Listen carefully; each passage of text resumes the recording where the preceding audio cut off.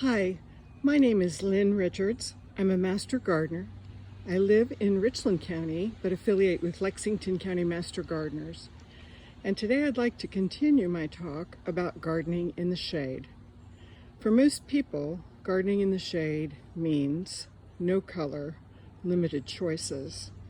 But I want you to take a look at this garden right here and tell me that it isn't loaded with a lot of choices.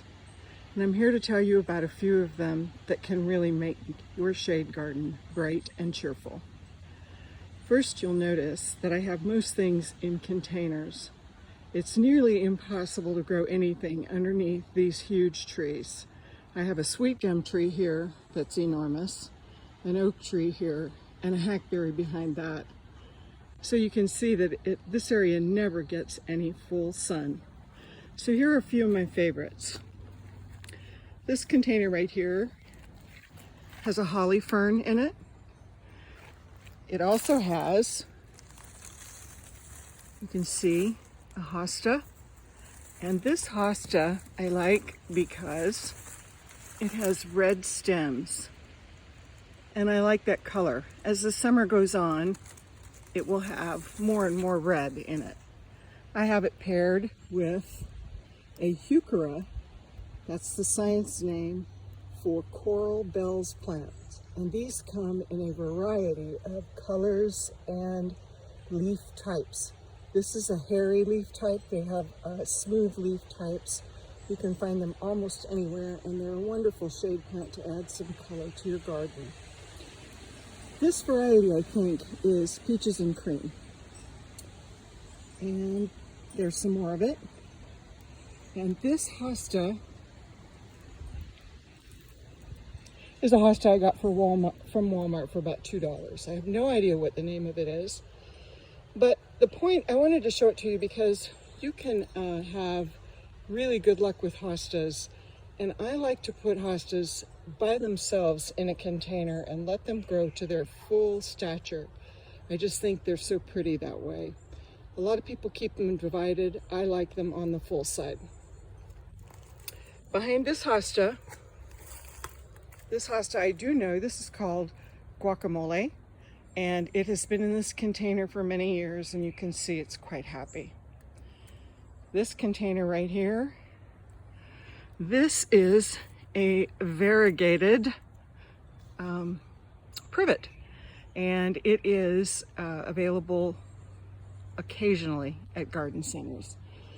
I have amplified the color here with impatiens, and this is the double flowering impatiens, and although they are a little more pricey, they do not get the mold that has killed so many impatiens that have been planted.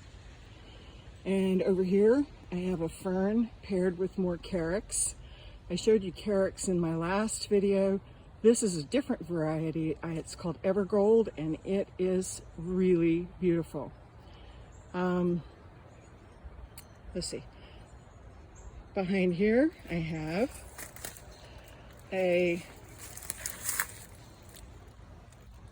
another coral bells, another heuchera. This one is called Guacamole, and it is got the frillier leaf on it and this pale green color.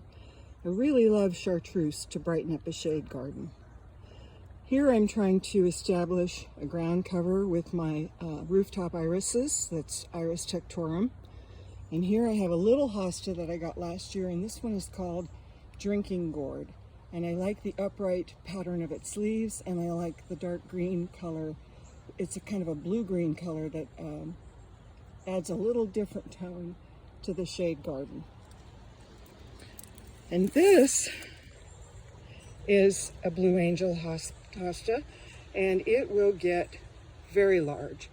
I only planted that last year, so it's still struggling to get its full stature.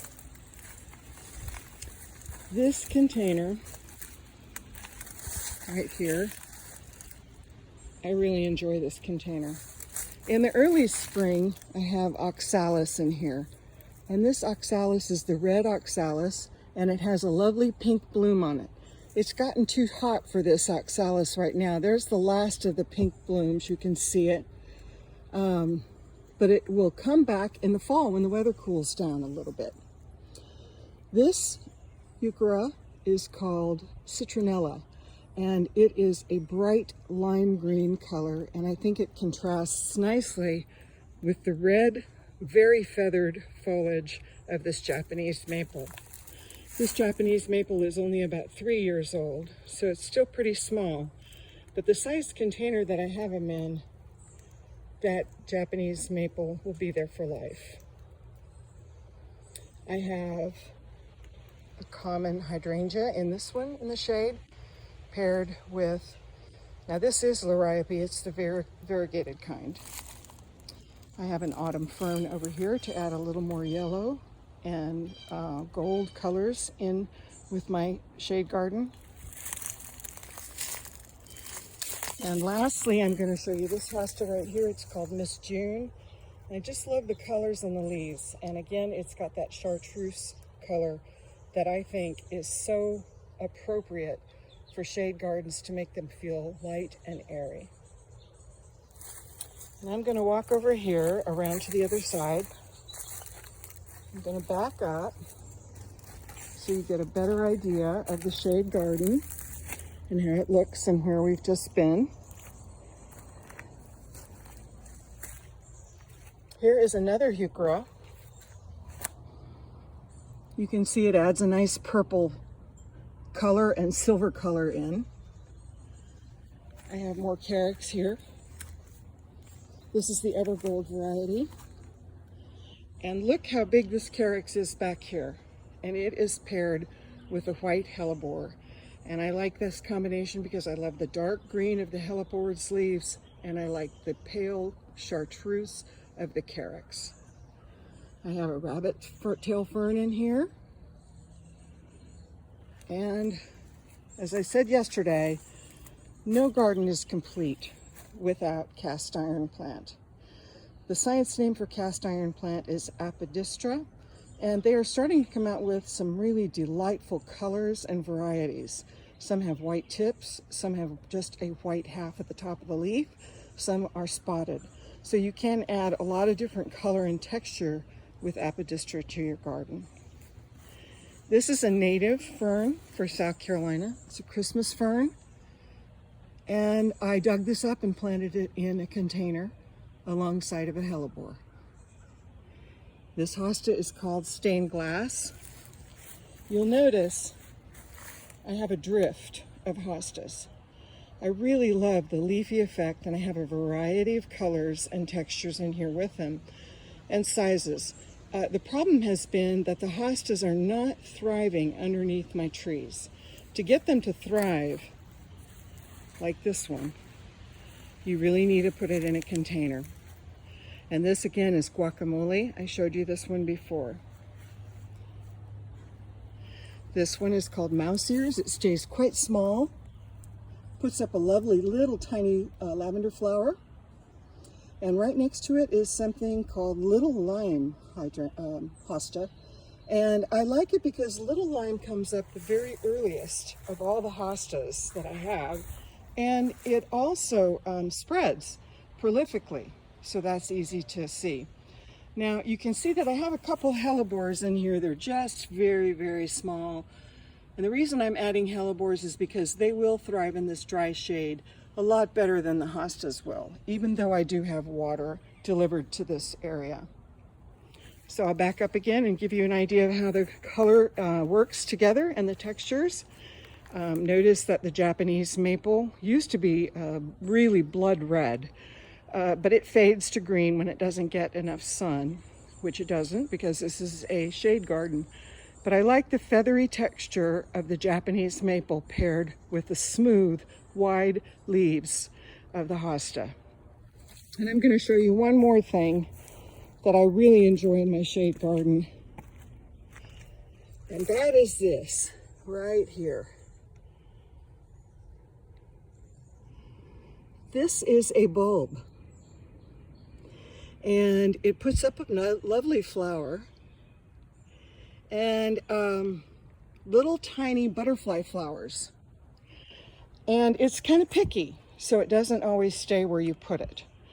But it does thrive, and it is a great little shade plant, and it puts up blooms in the fall and in the early spring.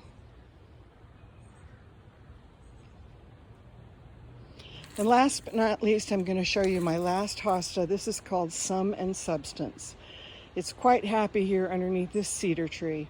It's in a very small container, and it is really thriving here, as you can see. I really love the large statement that this makes, and I like the color of the leaves. And I'll back up and let you see once again this shade garden. I feel like there's nothing dull about this garden, even though it is in full shade.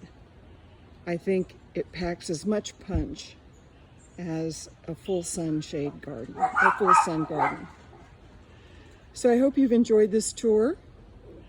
For more information on any of these things in the dry shade, including, go to www.clemson.edu/HGIC.